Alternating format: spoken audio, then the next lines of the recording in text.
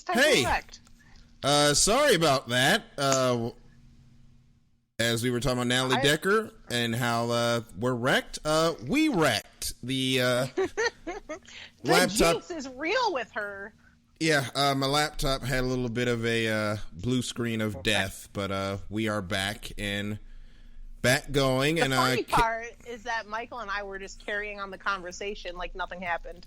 Yeah. We just held the conversation, and y'all missed all of it. So what were you guys talking about after I dropped out? Oh no, we were just talking about Hamlin, about how he felt after the race, and I said this man went to McDonald's and got himself the heaviest meal. And I was saying he probably had to drink a whole bottle of Makers just to make up for it. I don't think moonshine can cure that headache. No. I hope Plus, somebody. we said we should bring him onto the show. What, Hamlin? Yeah. If we could, I would love to. Like I was saying before, we accidentally fell off. Bring me on the show. Like I was saying before we accidentally wrecked. I feel for Natalie Decker. I want her to do well, but I don't see how you put her back in the truck after she gets turned by the tow truck. I just don't see how you can do it. Now. I gotta see this. You didn't see that part? It's on YouTube somewhere, but it's like I want her to do well, but it's just not going to happen. I think she needs to take a step back.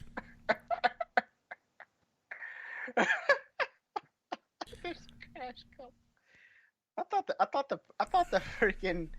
the Grosjean crash compilation on YouTube was bad. It's like, oh man.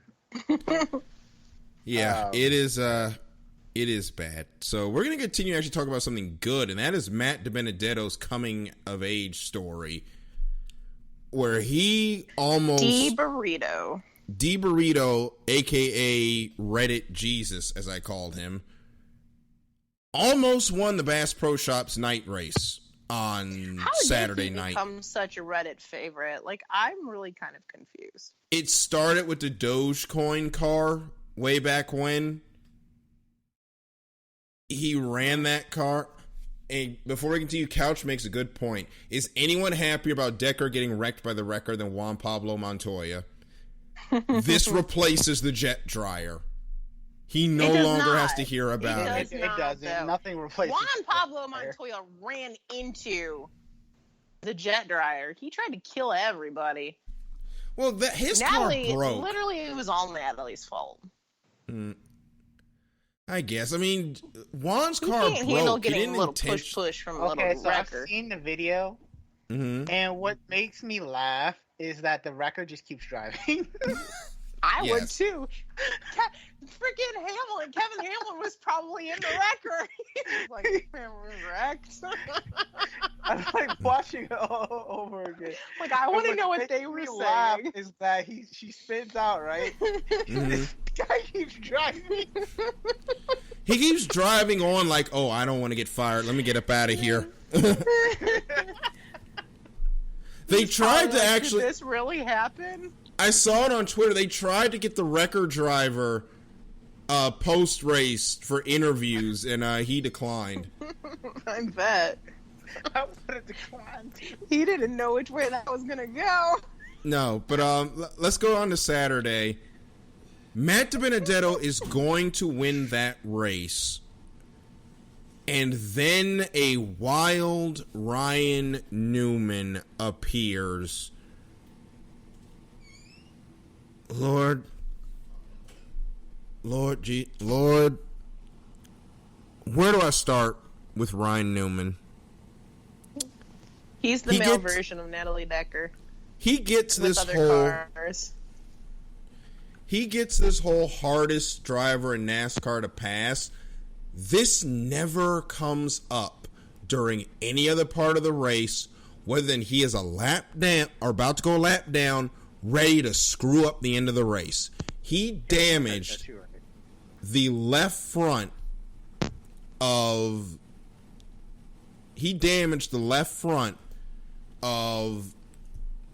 Matt DiBenedetto's car His car got super tight. He got caught and passed by Hamlin.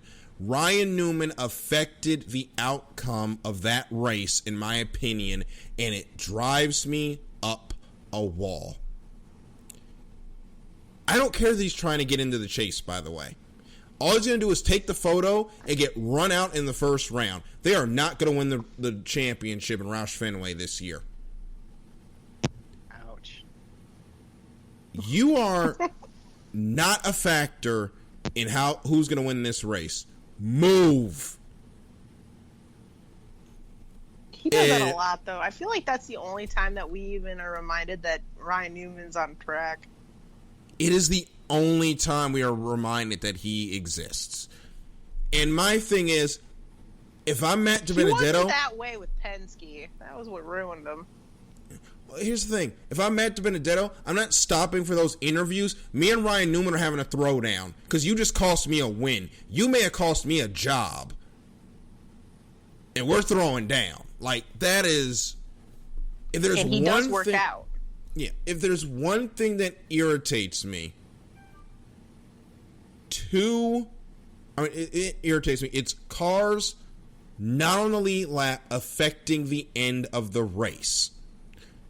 If he wants to fight that way to stay on the lead lap during stage 1 or stage 2, fine. When it's 30 laps to go, get your fat behind out of the way and let the leaders decide who's going to win the race.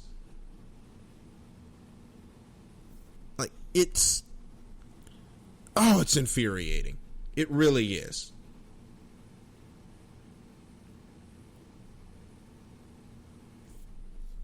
I don't know, you guys enjoy Cranky Daryl. I think Cranky Me is like the second best part about this show. Honestly, though. And I don't like when being... you get heated. And I don't like being in this cranky, but it's like... They make you cranky. Lap cars gotta get out the way. Yeah.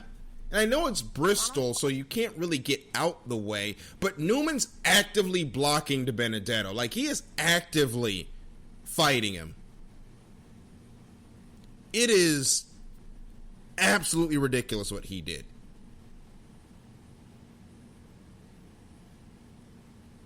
And if I'm Bob Levine, I'm standing down there like, what is your problem?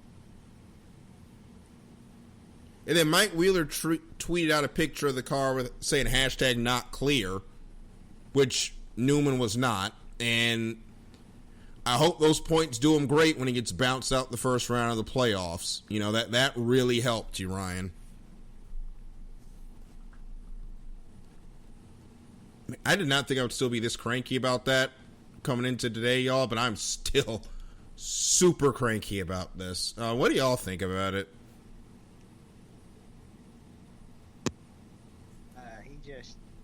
Honestly, I agree with you. He should have just pulled over and let their leaders decide what's what. Mm-hmm. And also, he might have just cost him a job. But with that drive, I think he might have found himself a job. Yes. It's just very Newman. Newman doing this is like Natalie Decker wrecking. Inside. We're wrecked. Yeah. I feel like that's going to be the new inside joke on the show. I know. The inside joke. Ah! I said that unintentionally. I think that's the most, innocent, joke we've had on this show. That is funny. saying something. But, the Rocket Man went to the moon and he crashed. That's what that is. Yep. And speaking of Bob Levine has unfortunately been taking it on the chin ever since DiBenedetto almost won, because it came out that they are not going to renew the contract with Matt DiBenedetto for next season. Or they had a 2-year deal, but they're declining to pick up that second year. So Matt's out of a job. That's probably going to be the seat for Christopher Bell. DiBenedetto fans have been killing him the last week. And Bob Levine is a trooper, replying to each and every person for the past 5 days now. I don't know if I would have done it. I don't know if I'd still be able to communicate with these people after 2 days, because eventually you just start saying the same stuff. And he has just been getting lit up by fans on Twitter, and I'm like, y'all are taking this towards the wrong person. You need to be talking to NASCAR, because we had more OEMs, more teams in the sport. We probably wouldn't have this problem when Matt's getting shot putted out of a ride like this. Don't you think? Could not agree more. Maybe Ryan Newman will lose his spot and get replaced by DiBurrito. Wouldn't that be a kicker? That would be supremely ironic.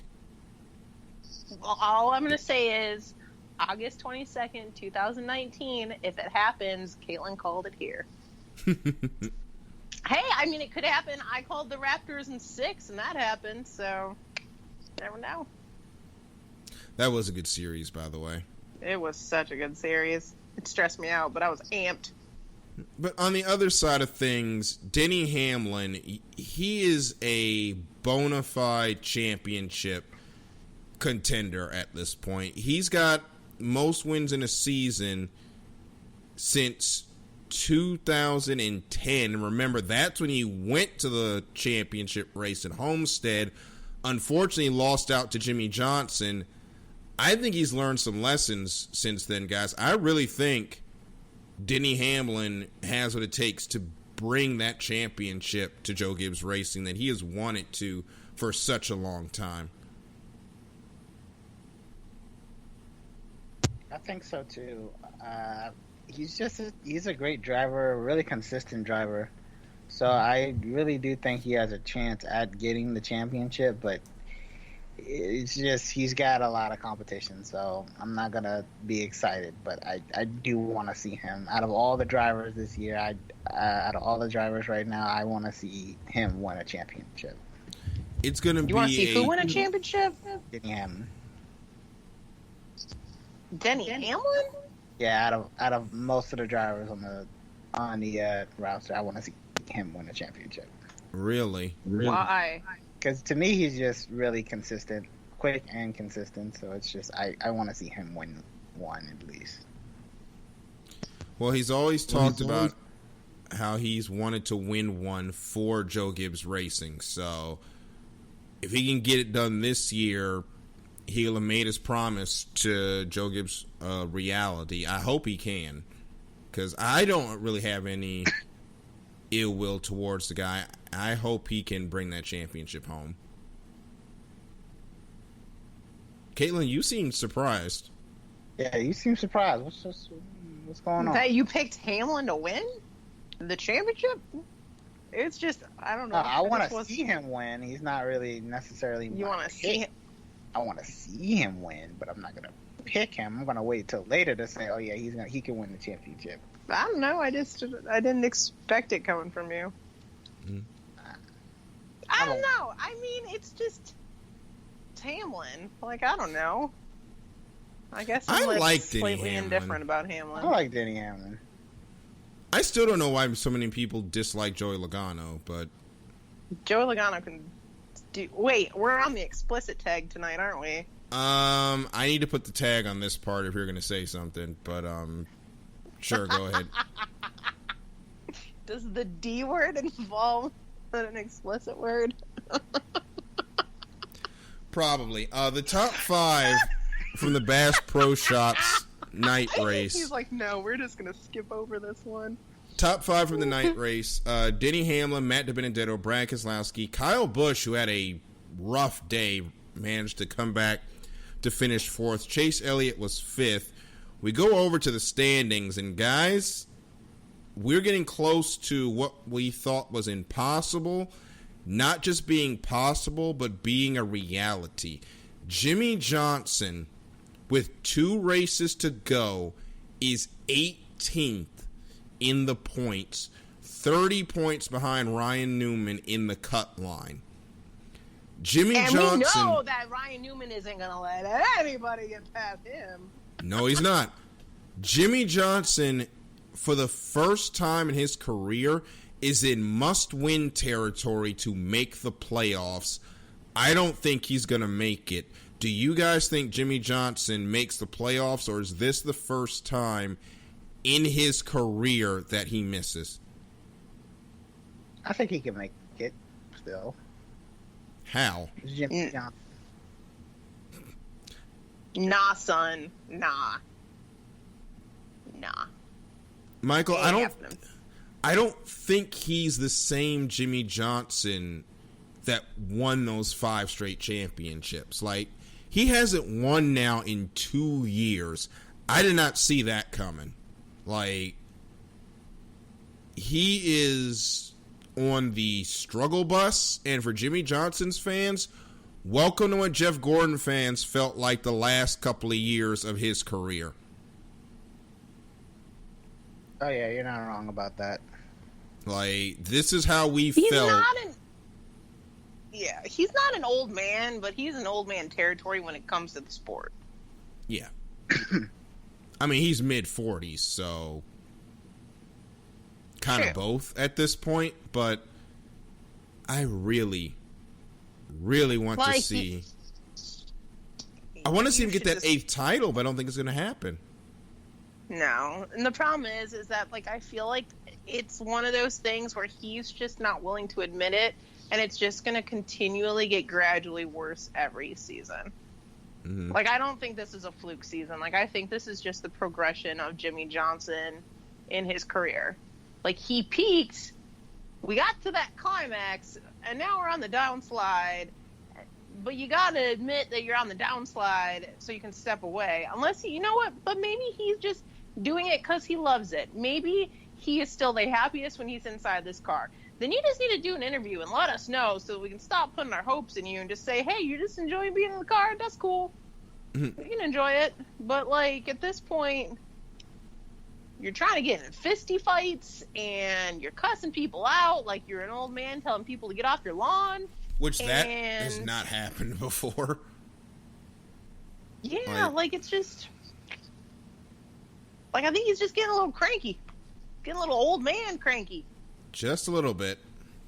Yeah, and I don't know. I would just much rather... Again, as much as... Because I've seen my favorite driver retire. You gotta, like, admit when you're done and then be done. You know what I mean? Okay. Like, just go out in style. Go out in style. Like, Jeff Gordon could have definitely have kept going. Like, he definitely could have kept going in his career. But he admitted that he was probably not. To him. Yeah, his back issues after the Pocono incident when he lost the brakes. Yeah. He had back issues, apparently, ever since that, and they were just progressively getting worse, and fortunately ended up ending his career. But he could have come back. I'm just saying. Well, he did come back to fill in for Junior. Right. True. Or, like, I mean, but then, too, like, Junior, like, he, to the dismay of the world, really, like, he retired. I mean, obviously, again, he had a reason, but, like, still, he could have kept going. Which, by the way, prayers up still for Dale Jr. and the entire Earnhardt family. He is still planning to race next week at Darlington, but y'all, I look at the pictures of that plane crash now, week off, and yeah, the video is crazy. I don't know how I don't know how they're here. I really don't. I'm still shocked we are not talking about obituaries. Oh my God, and was it true that his daughter was on the plane with them? Because, like, yeah, Isla was on. Yeah, like, he had said something about it, because he was like, my wife and my daughter, and I was like, and their dog! I was like, yep. Oh my goodness. Gus, Isla, and Amy were all on the plane. Not that that's any different, but, like, I didn't realize that their little baby was on there, too. Yeah, thankfully everyone's okay. Hopefully we won't have any other plane issues, because this sport and planes just don't really This sport in well Tennessee together. and planes. No. And Kyle Petty mentioned that he was in the hotel and got the word, and his thoughts went straight to Alan Kawicki, which is completely understandable. Oh, I thought of Hendrick kid. Yeah, they mentioned that as well. We also had... You remember there was the plane crash with... Jack Roush, I don't know why I blanked on that, but Jack Roush got in a plane incident with a plane. Oops. Yeah, it's crazy. So yeah, so glad that they're all okay. Yeah, we are very thankful that they're okay. And by the way, in the point standings for the regular season points championship, Kyle Busch leads Joey Logano by 39 points in the... Okay, Couch. Did you just... That's what I just was laughing at. So we're going to take a little bit of a break, and we're going to come back to compose ourselves. We're going to compose ourselves. You guys are going to listen to Hot Laps, and at the end of Hot Laps, we're going to discuss what we are expecting for the end of... We're expecting? Running down to the end of the season, what we are expecting in the world of motorsports. We'll be right back here on the Extra Mile on IE Sports. Your direct feed for all that is sports.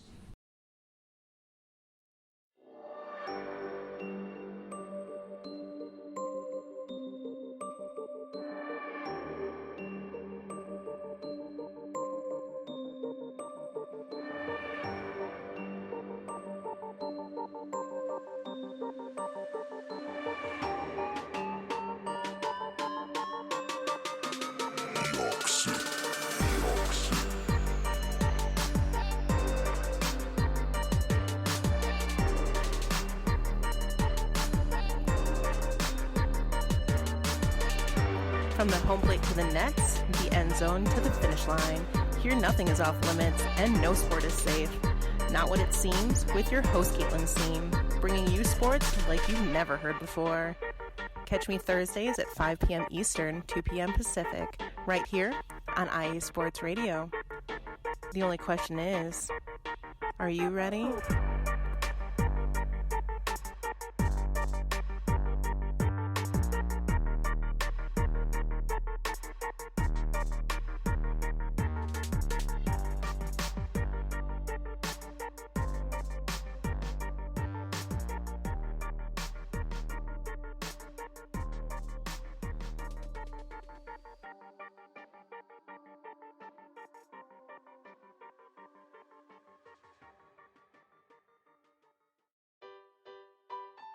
Hi everybody, it's Calvin here from USRN, here to give you an important message. Since 2017, we have done our absolute best to provide you with nothing but the highest quality of sports calls in the greatest of quantity possible. Thanks to you, our station has grown more than we ever thought. That's why, with your help, we would like to grow even further. Just think, twice the amount of your favorite calls, 24 hours of coverage, talk shows, play-by-play, game-by-game analysis, and so much more. That's right, USRN2 is officially in development, but we can't do it alone. We have set up a GoFundMe page that you can access from our homepage on the left of your screen. We also are planning special giveaways and prizes to our highest owners. Our goal here at USRN is to bring you the best calls possible at no cost to you. In order to continue to do that, we need your help now. Please check out our GoFundMe page, and if you would like to know how you can help, you can email usrnradio@gmail.com. Without your support, we couldn't do what we do.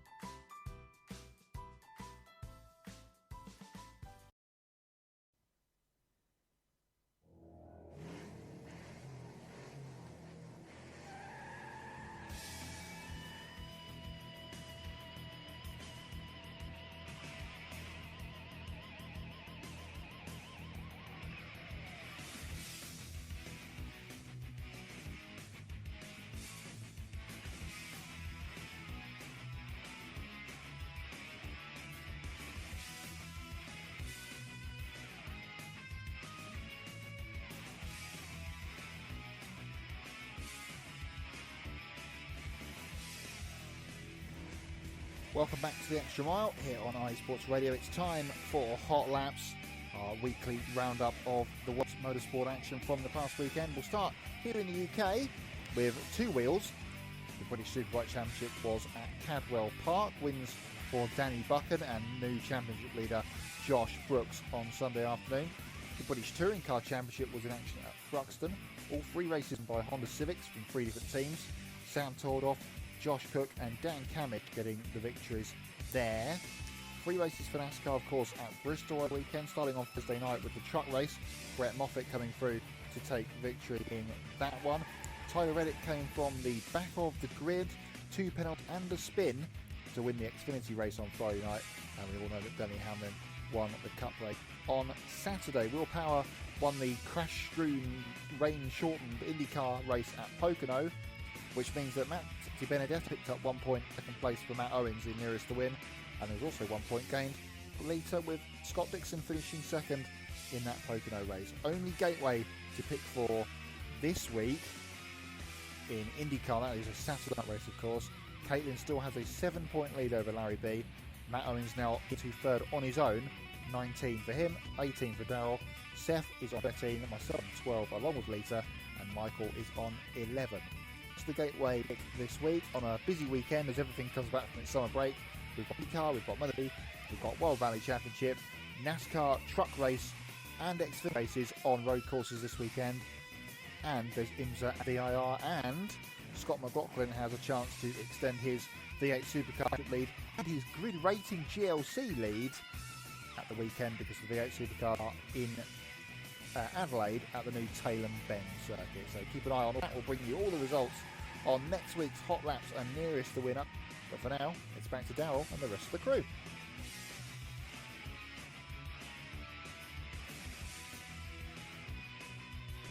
You can't ignore Thank y'all. Thank you, Matt, so much for those hot laps. Check him out on Twitter at Matt White Racing. Also check out the grid rating as well. And also, by the way, Matt, please keep sending us the adorable baby pictures in the group. We love them.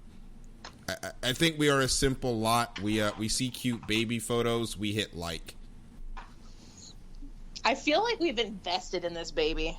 Yes. Like, honestly, I mean, we knew about it when she was just a little bean, when she didn't even exist. And so now it's like we're all invested with our little, like, family member across the pond.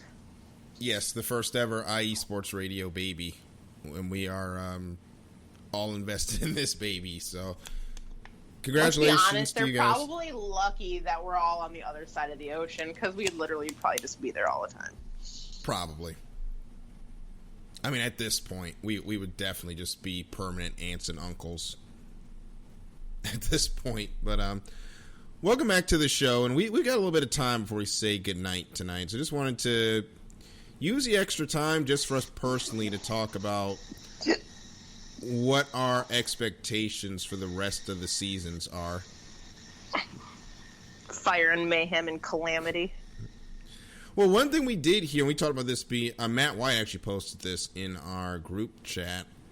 There is a possibility of a huge driver swap coming up, either for 2020, where Esteban Ocon is supposed to come back in the series and go to Renault. Nico Hülkenberg is supposed to leave Renault to go to Haas. And Grosjean is supposed to be out of F1, and Bottas will stay at Mercedes for 2020. Now, people have been talking about that Ocon will be going in for Bottas at Mercedes. I don't know why people want to fire Valtteri Bottas so badly. He has done extremely well in that second seat.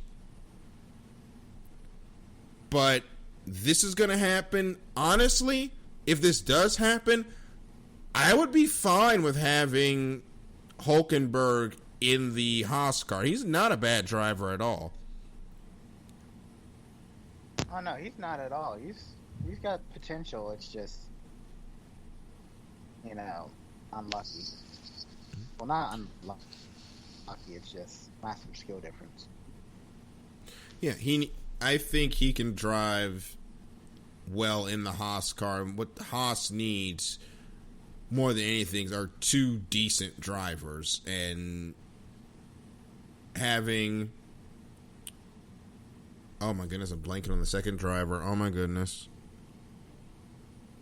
Having Hülkenberg, thank you, sorry. Having Kevin Magnussen and Nico Hülkenberg together would do great for that team.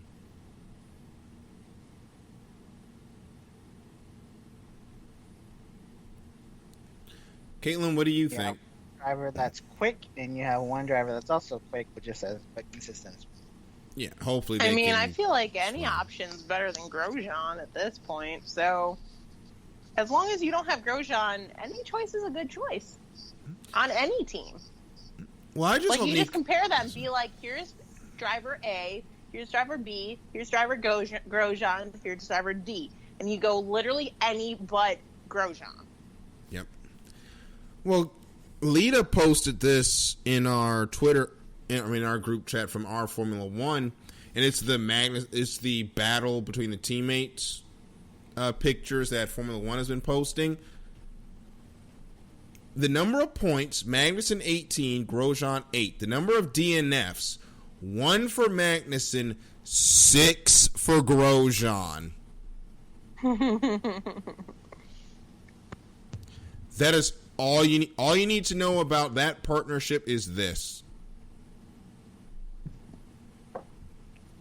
You're only as good as your worst driver. And Grosjean has been, the last couple of years, been a pretty poor driver in Formula One, as we've seen. They have got to shake that up for next season. I don't know why people want to get rid of Valtteri Bottas out of the second Mercedes seat. He has done nothing, in my opinion, to lose the seat. You know, when Hamilton's finishing first, Bottas is finishing second. That's all you really need the second driver to do, is just bring the car home at the same level as the first driver is doing, and every now and then get some wins. Bottas has been able to do that. Bottas should be able to keep the seat. I don't know why we're trying to fire him so badly. Like, again, if they're better than Grosjean, they're probably worth their seat at this point. Yes. Because until we have people not like Grosjean in Formula One, that's the only thing that we can look for. Couch thinks honestly. Uh-oh, what happened? Couch thinks Grosjean would do really good at Williams. I don't know. Why? So they could wreck them more and they would lose more money, and then they would just disappear from the sport altogether? I mean, the Williams car is just so bad at this point. They need just a driver that's going to keep it on the track, and Grosjean's had 6 mechanical failures to put him out the race, so he's been hard on his equipment. I don't think I'd throw him in that seat, to be honest. And I know that Robert Kubica will probably end up losing a seat. So, and we loved him. Coach just said Bottas is too successful. That's why people want him out. He's putting pressure on the Golden Boy. Then put Bottas in at Williams. He hasn't even really put pressure on Hamilton this season. Like, he won the first couple of races, and then Hamilton just went on a tear. Like, I don't even know if he's putting that much pressure on him, to be honest. Pressure. I can't sing songs because it's a copyright, but I was going to. But I stopped myself. Yes. So I hope that change does get made, and I'm hoping there's something we can do for Formula One to just better the not even really the entertainment, make it more competitive between now and next year. I don't think they can really do much. It's really going to come down to the 2021 car. But I hope those changes get done. As far as IndyCar is concerned, I am prepared for a barn burner of a finale. The way this season has just twisted and turned in the second half. I mean, Caitlin, it feels like we think we've got this figured out, and then the next race comes and throws another curveball at us. Yeah, like, I feel like whatchamacallit, like Pocono, I didn't expect to be as like much of a like wild card as it was. Mm-hmm. And so I think that made it interesting, especially with Rossi. But if we know one thing about Rossi, it's that when he gets pissed off about like this kind of stuff, he comes back fighting like crazy. And so yeah, I feel like it's gonna still stay super tight. I really think it's just going to end up being like a full-blown duke out between Rossi and Newgarden at the end. And it might even be a scenario like who wins the last race is who wins like the series. And I really would be here for that because holy crap, intense. Oh, I'd be here for that. I'm so here for it. Like I truly just want this Newgarden Rossi thing from now until the end of time. Like It gives me so much life. That is the new rivalry in IndyCar, and just inject it straight into my veins if that's the case. Michael, what do you think about this rivalry? I look forward to it. I definitely want to see where it how far it goes, and just basically how far it goes. I'm really interested in rivalries. I just want to see more on-track battles. That's all I want. Mm-hmm. And IndyCar has been good for that, for us, with these on-track battles. I am excited for the new engines, by the way. The electrification that's supposed to be coming, the 900-plus horsepower, the self-starting Indy cars. Thank you. No more cautions because somebody stalls it. Like, I am all here for the new regulations coming in IndyCar soon in terms of the engines. I know that's a little long ways off. Hopefully that also brings a third manufacturer to that sport, because the one thing IndyCar and NASCAR have both been looking for, some more manufacturers. So hopefully we will see that in the coming days. And of course, NASCAR, the playoffs are going to be great. I'm hoping we see somebody new, to be honest, in the Final Four, because usually 3 of the top 4 come from who's ever the first 3 in points. I expect Hamlin to challenge, but I also expect we get somebody new in there to shake it up and possibly take the championship home, to be honest.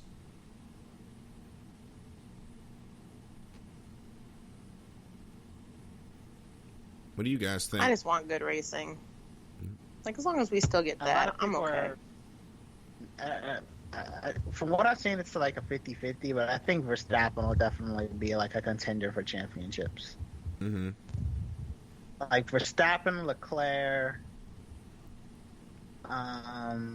Bottas, and if freaking Renault can get their situation, Ricciardo can have a chance. And then, who knows? I think we're seeing McLaren come back, so McLaren might be able to help even contend for championships too. So I think, we need like some more new regulations, and maybe, I hate to say it, maybe we do need an engine type change, and then maybe we can start having the field shake up.